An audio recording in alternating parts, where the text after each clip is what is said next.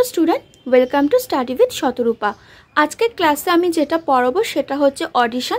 तो एखान थेके आमरा कि पढ़बो, एखान थेके होच्छे आमरा इयारेर स्ट्राक्चार पढ़बो, तारपर हियारिंग एर मेकानिजम पढ़बो और तार पाथवेटा पढ़बो। खूब भालो क्लास होते चलेछे, क्लासटा शेष अब्दि देखो, आशा करी अनेकटा उपकृत होबे। तो इयार कि, इयार माने होच्छे कान। जेई ज्ञानेंद्रियर साहाज्ये आमरा বাইরের শব্দ শুনতে পাই, মানে এই যে আমার ক্লাসটা যে তোমরা শুনছো, তো এই শোনার জন্য যেই অঙ্গটা আমাদের সাহায্য করে তাকে বলা হয় ইয়ার বা কান বা কর্ণ।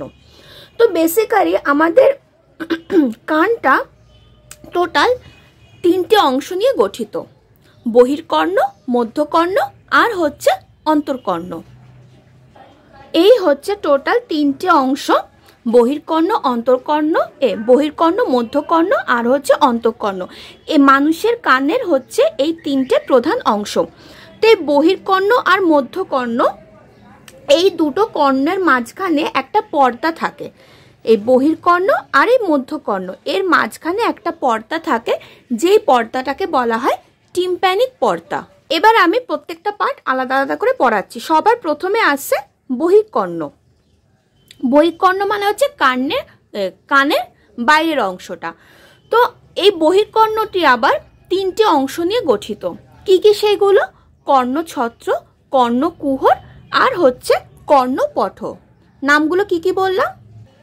কর্ণছত্র, কর্ণকুহর আর হচ্ছে কর্ণপঠ। তো বহির্কর্ণ হচ্ছে এই তিনটে অংশ নিয়ে গঠিত। কর্ণছত্র কোথায় থাকে? কর্ণছত্র হচ্ছে আমাদের মানে এই কর্ণছত্র দুটো আমাদের মাথার দুপাশে থাকে, আর এটা হচ্ছে একটা অনৈচ্ছিক পেশি আর তরুণাস্থি দিয়ে গঠিত। ঠিক আছে। কর্ণকুহর হচ্ছে তোমার কর্ণছত্র থেকে শুরু করে কর্ণপঠ পর্যন্ত একটা বাঁকানো নালী থাকে, তো এই নালীটাকে বলা হয় কর্ণকুহর। ঠিক আছে। আর কর্ণপঠ হচ্ছে এই কর্ণকুহরের শেষ প্রান্তে একটা পাতলা পর্দা থাকে, সেই পর্দাটাকে বলা হয় কর্ণপঠ।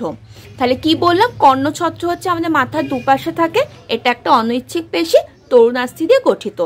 কর্ণছত্র থেকে কর্ণপঠ পর্যন্ত একটা বাঁকানো নালী থাকে, যেই নালীটাকে বলা হয় কর্ণকুহর।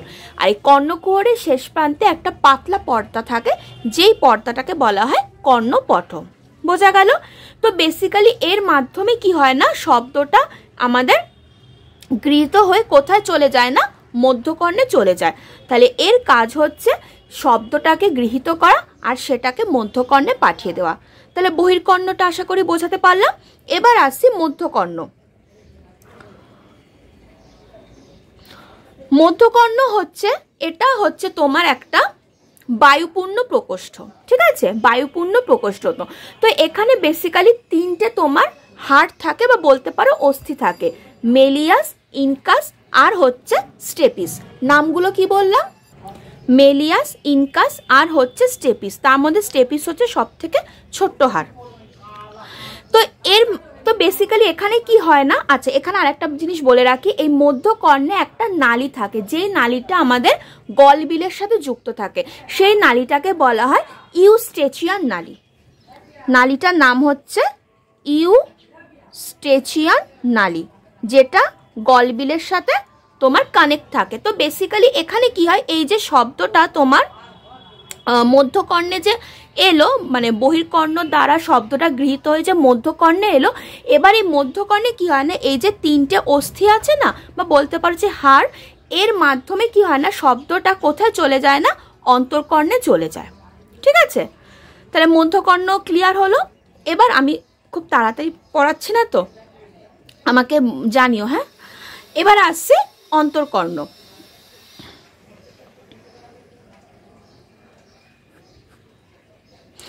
অন্তর্কর্ণের গঠনটা হচ্ছে, এটা প্রধানত দুটো তোমার বলতে পারো যন্ত্র নিয়ে গঠিত। একটা হচ্ছে ককলিয়া আর একটা হচ্ছে ভেস্টিবুলার। তো এই দুটো যন্ত্র নিয়ে এই অন্তর্কর্ণটা গঠিত। একটা হচ্ছে ককলিয়া আর একটা হচ্ছে ভেস্টিবুলার। ককলিয়াটা হচ্ছে তোমার একটা প্যাঁচানো নালী, খানিকটা ওই তোমার স্নেলের খোলকের মতো আর কি দেখতে হয়, প্যাঁচানো নালী। তো এর ভেতরে থাকে আর একটা যন্ত্র, যার নাম হচ্ছে কটি যন্ত্র, বা যাকে বলা হয় তোমার শ্রুতিগ্রাহক যন্ত্র বলা হয়। কটি যন্ত্র বা শ্রুতিগ্রাহক যন্ত্র, ঠিক আছে। আর আর ভেস্টিবুলারে কি থাকে না, ভেস্টিবুলারেও আবার দুটো যন্ত্র থাকে, একটা হচ্ছে তোমার অটোলিথ আর একটা হচ্ছে তিনটে অর্ধবৃত্তাকার নালী। অটোলিথ আর হচ্ছে তিনটে মানে হাফ সার্কেল অর্ধবৃত্তাকার নালী, ঠিক আছে, থাকে হচ্ছে তোমার ভেস্টিবুলারে। তো বেসিক্যালি এখানে কি হয়, এই যে কটি থাকে না, এ হচ্ছে তাহলে তোমার এই মধ্যকর্ণে যে তিনটে হাড় আছে এর মাধ্যমে শব্দটা অন্তর্কর্ণে চলে গেল। এবার অন্তর্কর্ণে কি হয়, যা এই যে কটি যন্ত্রটা থাকে সে ওই তোমার স্টিমিউলাসটাকে গ্রহণ করে ও কি করে না, তোমার অডিটরি নার্ভের মাধ্যমে মস্তিষ্কে পাঠিয়ে দেয়, ঠিক আছে। মস্তিষ্কে আবার তোমার সেন্সেশনের এরিয়া থাকে, তো সেটা তারপর মানে পারসিভ হয়ে যায়, যার ফলে আমরা শব্দটা শুনতে পাই। আর এরা কি করে বলতো, এই অটোলিথ আর তিনটে অর্ধবৃত্তাকার নালী কি করে, এরা আমাদের বডির ব্যালেন্সটাকে মেনটেন করে, দেহের ভারসাম্যটাকে বজায় রাখে, ঠিক আছে। তাহলে এই হচ্ছে বলতে পারো কানের স্ট্রাকচার, যেটা আমাদের সিলেবাসে রয়েছে। তাহলে আমাদের কান হচ্ছে তিনটে অংশ নিয়ে গঠিত। পুরো জিনিসটা আর একবার বলে দিচ্ছি, বহির্কর্ণ, মধ্যকর্ণ, অন্তর্কর্ণ। বহির্কর্ণ আর মধ্যকর্ণের মাঝখানে একটা মানে দুটোকে কানেক্ট করে রাখে একটা পর্দা, যার নাম হচ্ছে টিম্প্যানিক পর্দা। আর এই টিম্প্যানিক পর্দাতে ফার্স্ট কি হয় না, শব্দের কম্পনটা তৈরি হয়। আমি পড়াবো, একটু পরে পড়াবো। তো এটা থাকে। তো বহির্কর্ণ হচ্ছে তিনটে অংশ নিয়ে গঠিত, কর্ণছত্র, কর্ণকুহর, কর্ণপট। কর্ণছত্র হচ্ছে আমাদের মাথার দুপাশে অবস্থিত। কর্ণছত্র থেকে কর্ণপট পর্যন্ত একটা বাঁকানো নালী থাকে, যেটাকে বলে কর্ণকুহর। আর এই কর্ণকুহরের শেষে একটা পাতলা পর্দা থাকে, যাকে বলে কর্ণপট। এর কাজ হচ্ছে মেনলি শব্দটাকে গ্রহণ করে এই মধ্যকর্ণে পাঠিয়ে দেওয়া। হয়ে গেল তার বহির্কর্ণ কাজ শেষ। এবার আসছে মধ্যকর্ণ। তো এ হচ্ছে একটা তোমার বায়ুপূর্ণ প্রকোষ্ঠ, ঠিক আছে। তো এখানে তিন ধরনের অস্থি থাকে, মেলিয়াস, ইনকা, স্টেপিস, যারা কি করে না তোমার শব্দটাকে কোথায় পাঠিয়ে দেয়, অন্তর্কর্ণে পাঠিয়ে দেয়। আর এখানে হচ্ছে মধ্যকর্ণের সাথে গলবিলে একটা কানেক্টিং আছে, তোমার টিউব আছে, যাকে বলা হয় ইউস্টেচিয়ান নালী। এবার অন্তর্কর্ণে কি হয়, অন্তর্কর্ণে আবার দুই ধরনের যন্ত্র থাকে, একটা হচ্ছে ককলিয়া আর একটা হচ্ছে ভেস্টিবুলার। ককলিয়াতে থাকে কটি যন্ত্র, ভেস্টিবুলারে থাকে অটোলিথ আর তিনটে অর্ধবৃত্তাকার নালী।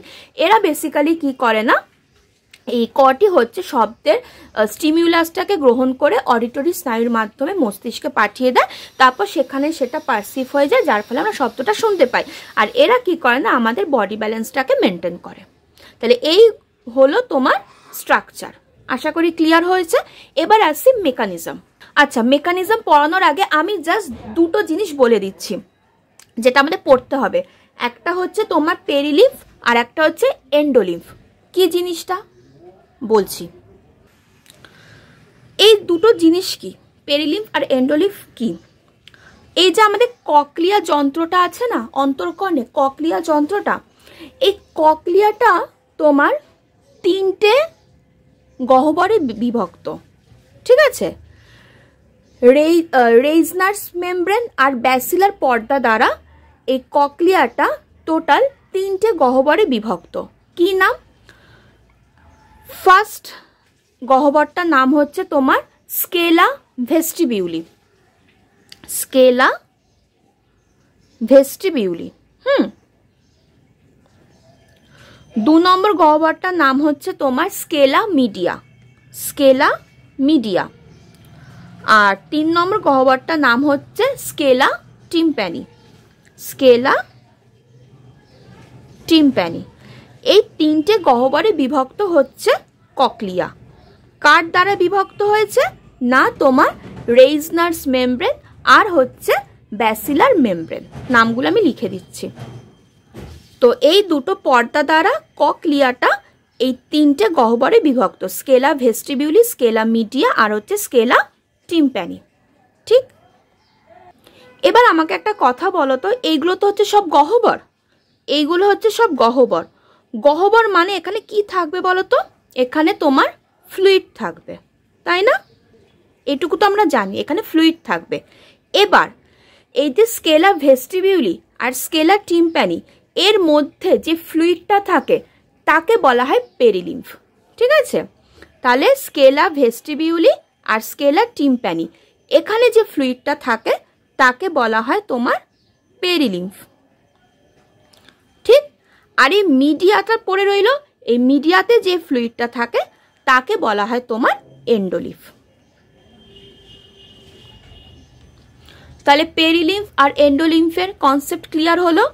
স্কেলা ভেস্টিবিউলি আর টিম্প্যানির মধ্যে যে ফ্লুইডটা থাকে তাকে বলা হয় তোমার পেরিলিম্ফ, আর মিডিয়াতে যে ফ্লুইডটা থাকে তাকে বলা হয় এন্ডোলিম্ফ। ঠিক, এবার আমি মেকানিজমে আসছি। তো মেকানিজমের ফার্স্ট স্টেপ কি হয় না, কম্পন সৃষ্টি হয়। কোথায় হয়, কিভাবে হয়?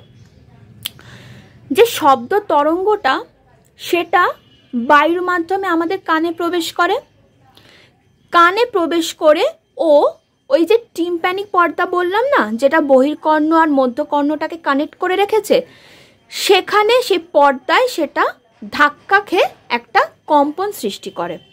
তাহলে ফার্স্ট স্টেপ হচ্ছে শব্দ তরঙ্গ তোমার বায়ুর মাধ্যমে কানে প্রবেশ করে টিম্প্যানিক পর্দায় কম্পন সৃষ্টি করে। হয়ে গেল কম্পন সৃষ্টি করা। তারপর এই কম্পনটা কোথায় যাবে? সেই কম্পনটা তোমার এই যে পেরিলিম্ফ এন্ডোলিম্ফের কথা বললাম, এই পেরিলিম্ফ আর এন্ডোলিম্ফের তরলের মাধ্যমে ও গিয়ে পৌঁছাবে এই ব্যাসিলার পর্দায়। তাহলে শব্দ আমাদের বায়ুর মাধ্যমে কানে প্রবেশ করলো, কানে প্রবেশ করে ও টিম্প্যানিক পর্দায় কম্পন সৃষ্টি করলো। সেই কম্পন কি হলো না, তোমার পেরিলিম্ফ আর এন্ডোলিম্ফ তরলের মাধ্যমে ব্যাসিলার পর্দায় গিয়ে পৌঁছালো। এবার কি হবে?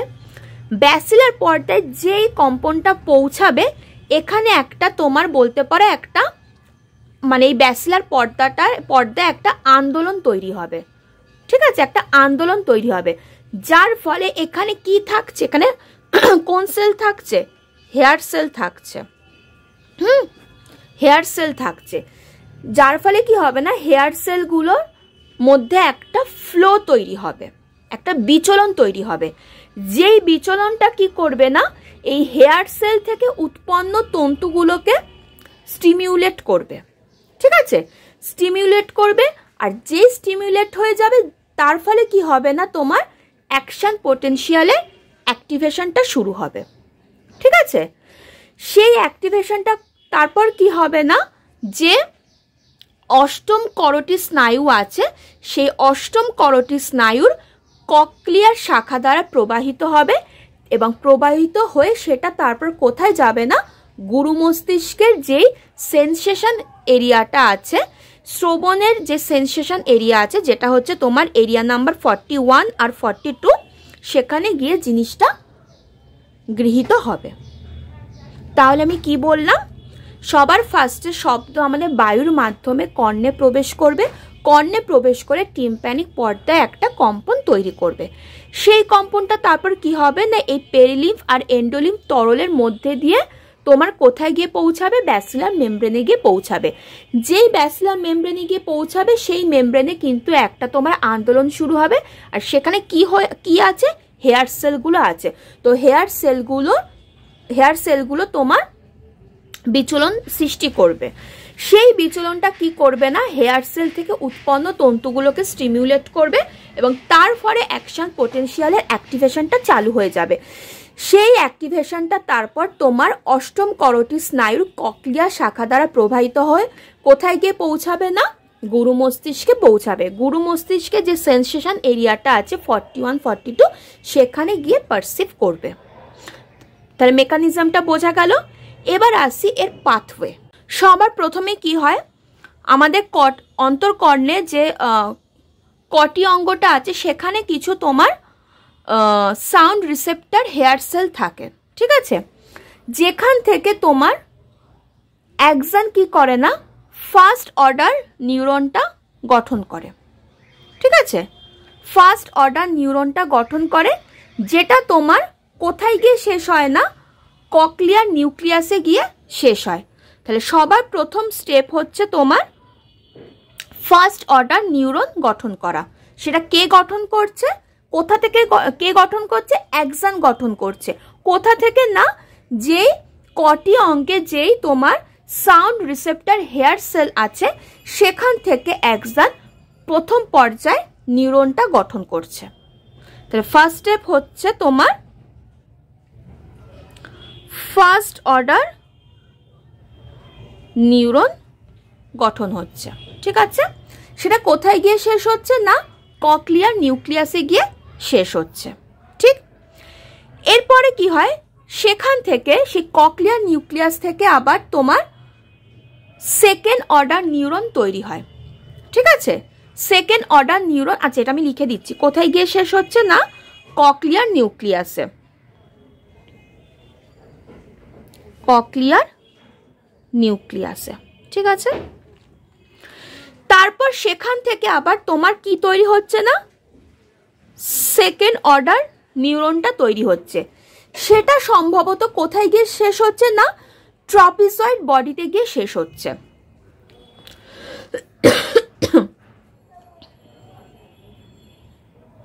ট্রাপিজয়েড বডিতে গিয়ে শেষ হচ্ছে। ঠিক, সেখান থেকে আবার তোমার থার্ড অর্ডার নিউরনটা শুরু হচ্ছে। মানে যেখানেই শেষ হচ্ছে সেখান থেকে কিন্তু পরবর্তী নিউরন শুরু হচ্ছে। সেটা আবার কোথায় গিয়ে শেষ হচ্ছে? না, তোমার ইনফেরিয়র কলিকিউলাসে গিয়ে শেষ হচ্ছে।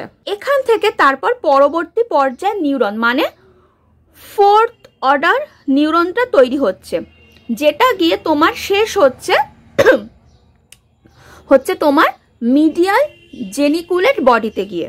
ঠিক আছে, নামগুলো একটু কঠিন আছে। মিডিয়াল জেনিকুলেট, বাবা কিরকম সব নাম। মিডিয়াল জেনিকুলেট বডিতে গিয়ে শেষ হচ্ছে। ঠিক আছে, তারপর সেখান থেকে একদম লাস্ট পর্যায়ে নিউরনটা তৈরি হচ্ছে। একদম লাস্ট পর্যায়ে তোমার নিউরনটা তৈরি হচ্ছে, যেটা গিয়ে শেষ হচ্ছে একদম গুরু মস্তিষ্কে। ঠিক আছে, গুরু মস্তিষ্কে বলতে পারে এটা হচ্ছে ফিফথ অর্ডার নিউরন। তো সেটা গিয়ে তোমার শেষ হচ্ছে গুরু মস্তিষ্কে। গুরু মস্তিষ্কে কোথায়?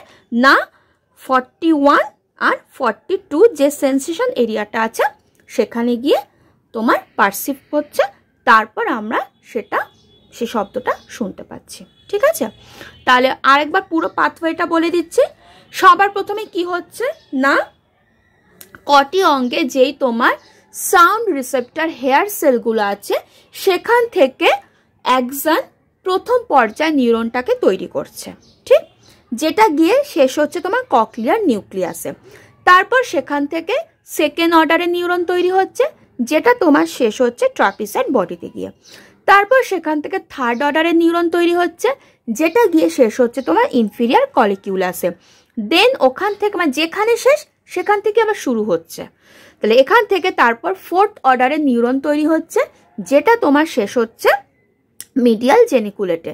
অ্যান্ড দেন লাস্ট নিউরনটা তৈরি হচ্ছে, যেটা গিয়ে শেষ হচ্ছে তোমার গুরু মস্তিষ্কে। গুরু মস্তিষ্কে যেই 41, 42 এরিয়া আছে, এটা হচ্ছে এরিয়া, হ্যাঁ, সেন্সেশন এরিয়াটা আছে, সেখানে গিয়ে পারসিভ হচ্ছে। তারপরে আমরা শব্দটা শুনতে পাচ্ছি। বোঝা গেল? তো এই ছিল স্টুডেন্ট আজকের ক্লাস, স্ট্রাকচার অফ ইয়ার, তার mechanism, sound mechanism and pathway. ঠিক আছে, আশা করি ক্লাসটা তোমাদের ভালো লেগেছে।